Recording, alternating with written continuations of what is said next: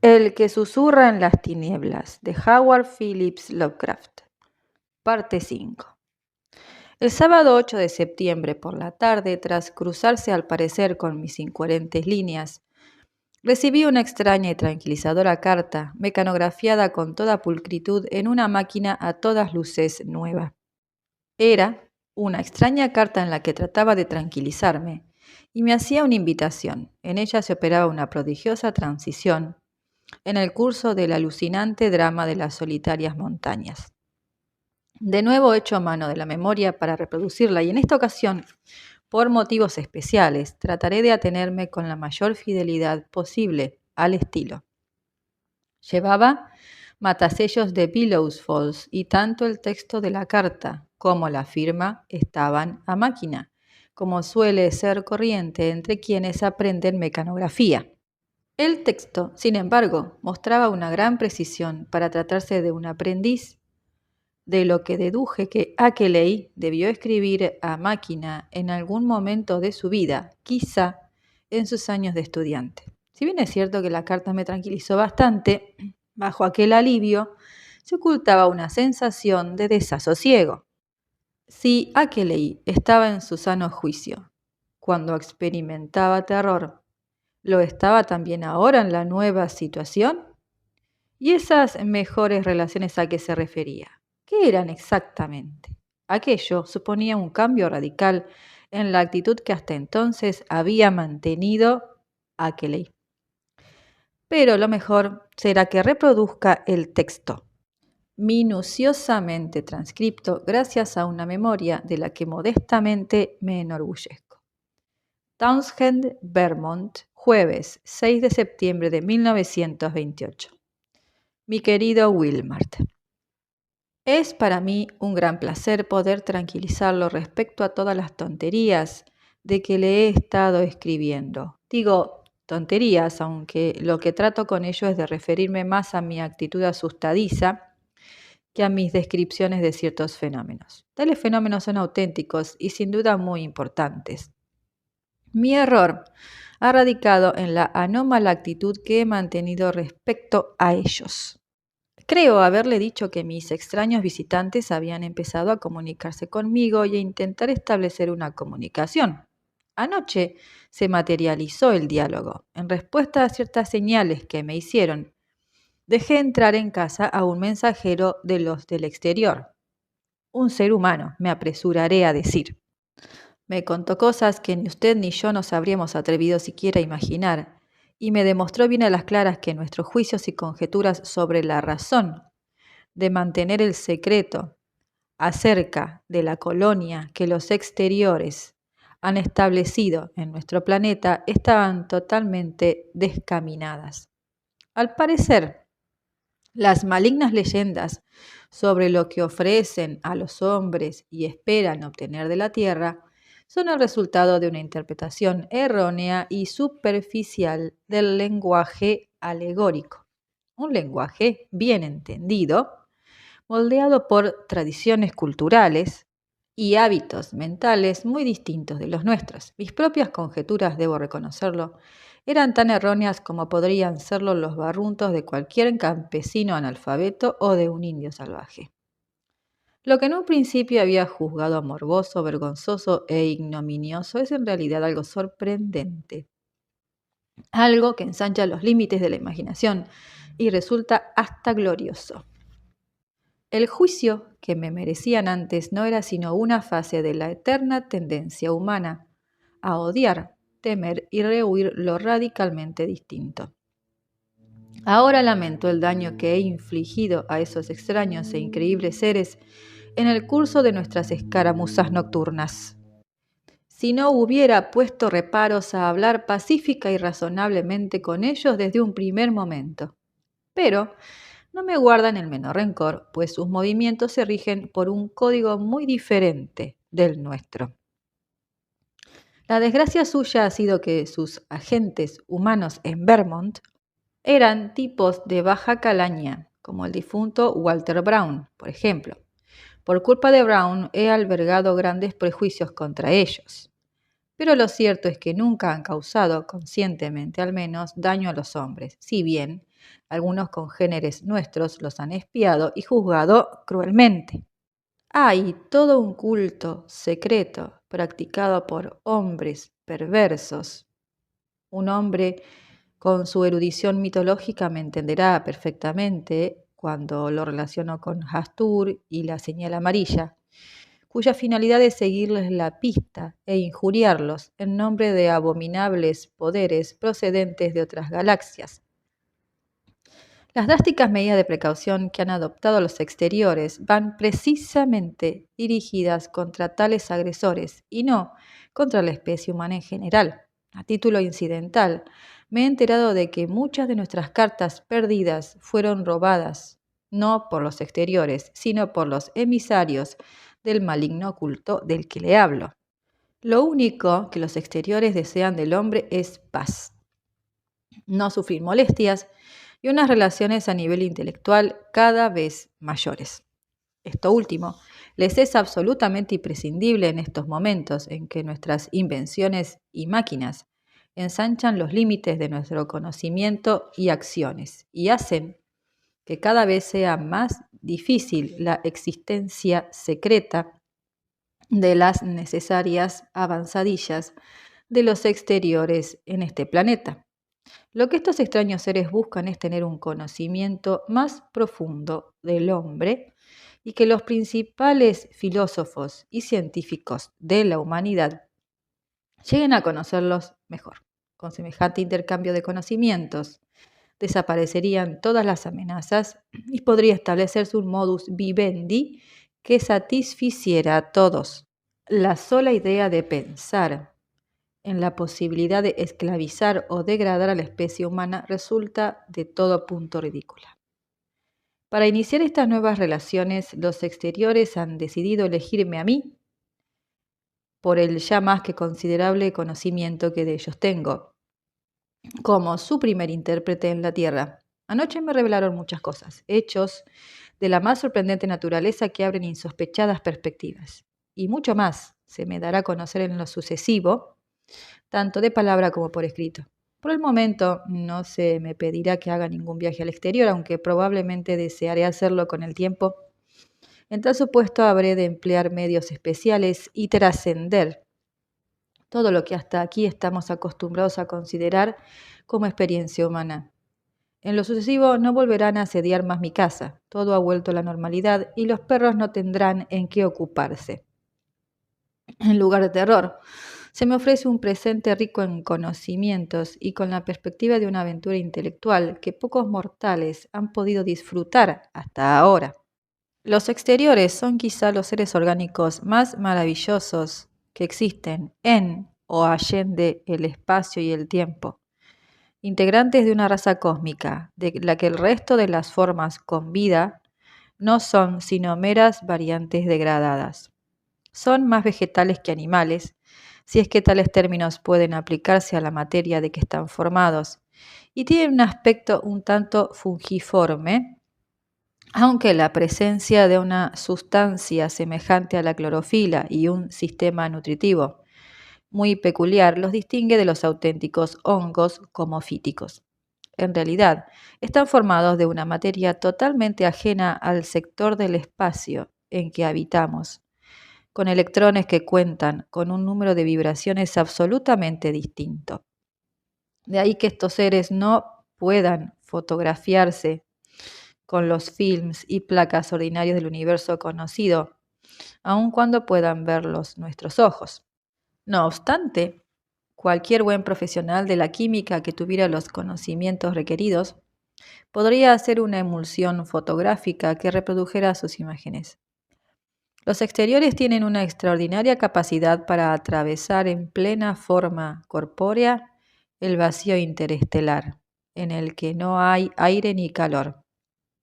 En tanto que algunas variantes suyas no pueden hacerlo si no es gracias a una ayuda mecánica o a curiosos trasplantes quirúrgicos. Solo unas cuantas especies poseen las alas resistentes al éter, características de la variedad de Vermont. Las que habitan en ciertas cumbres remotas de Europa llegaron por otros procedimientos. Su semejanza externa con la vida animal y con la modalidad de estructura que consideramos material es una cuestión de evolución paralela más que de estrecho parentesco. Su capacidad cerebral sobrepasa la de cualquier otra forma de vida existente, aunque las especies aladas de nuestra montañosa región distan mucho de ser las de mayor desarrollo.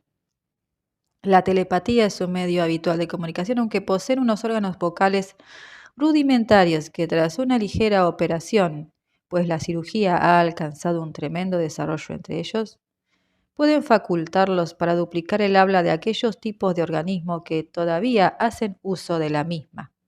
Su principal morada inmediata es un planeta todavía por descubrir y casi sin luz, situado en el confín mismo de nuestro sistema solar, más allá de Neptuno y el noveno a partir del Sol. Es, como suponíamos, el objeto al que en ciertos antiguos y prohibidos escritos se denomina místicamente Yogot. Y pronto será el escenario de una extraña proyección de la mente sobre nuestro mundo con el fin de facilitar las relaciones intelectuales. No me sorprendería que los astrónomos se mostraran lo suficientemente sensibles a estas corrientes mentales y descubrieran Yogot cuando a los exteriores les parezca oportuno. Pero Yogot, por supuesto, es solo el principio. El grueso de los seres habita en abismos dotados de una extraña organización fuera del alcance de toda imaginación humana. El glóbulo espacio-tiempo que reconocemos como la totalidad de toda entidad cósmica no es sino un átomo de la verdadera infinidad en que están insertos. Y a mí se me va a mostrar todo lo que el cerebro humano puede abarcar de esa infinidad, algo que solo se ha hecho con no más de 50 hombres desde los comienzos de la especie humana. Es posible que al principio todo esto le parezca un desvarío a Wilmart, pero con el tiempo se dará perfecta cuenta de la increíble oportunidad que se me presenta. Mi deseo es que usted comparta conmigo al máximo posible esta experiencia y a tal fin tengo que contarle miles de cosas que no puedo reproducir sobre el papel.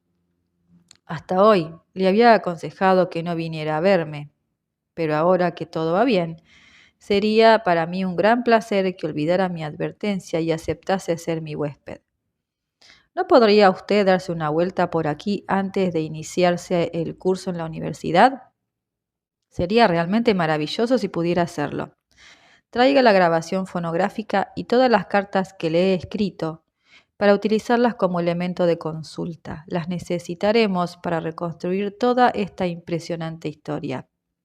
Le agradecería que trajese también las fotografías, pues con la excitación de estos días parece que he extraviado los negativos y mis fotografías. Pero no se imagina la cantidad de datos que voy a añadir a todo este tentador y sugestivo material, y mucho menos el sensacional plan que he ideado para complementar mis aportaciones. No lo dude, nadie me espía ahora, y tampoco encontrará usted nada anormal o que pueda perturbarlo.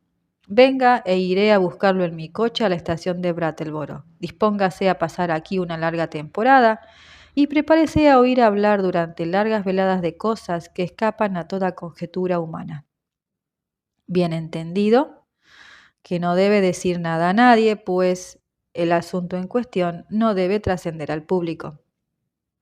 El servicio de trenes a Brattleboro no es malo. En Boston puede enterarse del horario. Tome el B&M hasta Greenfield y transborde allí para el corto trayecto que le resta. Le aconsejo que tome el que sale a las 4:10 de la tarde de Boston. Dicho tren llega a Greenfield a las 7:35, de donde a las 9:19 sale otro que pasa por Brattleboro a las 10:01 de la noche. Todo ello en 3 semanas. Comuníqueme la fecha e iré a la estación a esperarlo en mi coche. Perdone, que le escribe a máquina, pero como usted bien sabe, últimamente me falla el pulso y no me siento capaz de escribir largos párrafos. Ayer compré esta nueva corona en Brattleboro y parece que funciona a la perfección. En espera de sus noticias y deseando verlo muy pronto con la grabación fonográfica, todas mis cartas y las fotografías, queda atentamente suyo, Henry W. Ackley. A Albert N. Wilmart, Universidad de Miskatonic, Arkham, Massachusetts. La complejidad de mis emociones tras leer, releer y reflexionar sobre tan extraña e inesperada carta sobrepasa toda posible descripción. He dicho que de repente me sentía aliviado al tiempo, que me invadía una sensación de desasosiego, pero esto solo expresa burdamente las implicaciones de multitud de sentimientos, en gran medida subconscientes, que encerraban tanto desahogo como inquietud. Para empezar, aquella carta estaba tan en las antípodas de toda la cadena de horrores que la precedieron. El cambio de actitud desde el terror más descarnado a aquella fría complacencia e incluso exaltación era algo tan imprevisto, meteórico y radical. Me resultaba difícil creer que en un solo día pudiese cambiar de tal manera la perspectiva psicológica de alguien que había escrito aquella exasperada nota del miércoles, al margen de cualquier descubrimiento esperanzador que hubiera experimentado con la llegada del nuevo día. En ciertos momentos una sensación de irrealidades en conflicto me hacía preguntarme si todo aquel insólito drama de fantásticas fuerzas del que no era partícipe directo no sería una especie de sueño ilusorio, producto en gran medida de mi propia imaginación. Luego mi atención se centró en la grabación fonográfica y mi aturdimiento fue aún mayor. ¿Distaba tanto aquella carta de todo lo que cabía esperar? Al analizar mis impresiones comprobé que había dos fases bien diferenciadas. En la primera, en el supuesto de que Ackley hubiera estado y estuviera aún en su sano juicio, el cambio operado en la situación había sido rapidísimo e increíble. En una segunda fase, el cambio experimentado en la actitud, modo de expresarse y lenguaje de Ackley distaba mucho de lo que puede conceptuarse como normal o previsible. Su personalidad entera parecía haber experimentado una sospechosa transformación, una mutación tan radical que difícilmente podían reconciliarse sus dos aspectos, en el supuesto de que ambos representaran idéntico estado de equilibrio mental. Las palabras, la ortografía, todo era sutilmente distinto, y con mi sensibilidad académica hacia la prosa literaria pude descubrir profundas divergencias en sus más normales reacciones y en el ritmo de sus respuestas. Desde luego, el cataclismo emocional o revelación capaz de producir tan brusca transformación debió de ser tremendo, no cabe la menor duda, pero también es cierto que la carta tenía todo el estilo de Ackley, la misma pasión por lo infinito, la misma curiosidad intelectual. Ni por un momento, o más de un momento, se me ocurrió la idea de que pudiera ser falsa o hubiera una malintencionada sustitución. ¿Acaso no era la invitación, esa buena disposición suya a que comprobara en persona la veracidad de la carta, prueba suficiente de su autenticidad? El sábado por la noche no me acosté, lo pasé en vela pensando en los misterios y prodigios ocultos tras aquella última carta. Mi mente, resentida por la rápida sucesión de monstruosas ideas a que había tenido que hacer frente los últimos 4 meses, no dejaba de dar vueltas a este nuevo y sorprendente material que llegaba a mis manos, pasando de la duda a la aceptación, en un ciclo que no hacía sino repetir la mayoría de las fases por las que atravesé al enterarme por vez primera de tales prodigios. Hasta que mucho antes del amanecer, el interés y la curiosidad que me embargaban comenzaron a reemplazar el marasmo de perplejidad e inquietud en que me sumí en un primer momento. Loco o cuerdo, metamorfoseado, simplemente aliviado, lo cierto es que Ackley había descubierto un impresionante cambio de enfoque en su azarosa investigación. Un cambio que reducía drásticamente el peligro real o imaginario en que se encontraba, a la vez que abría nuevas e insospechadas perspectivas al conocimiento de lo cósmico y sobrehumano.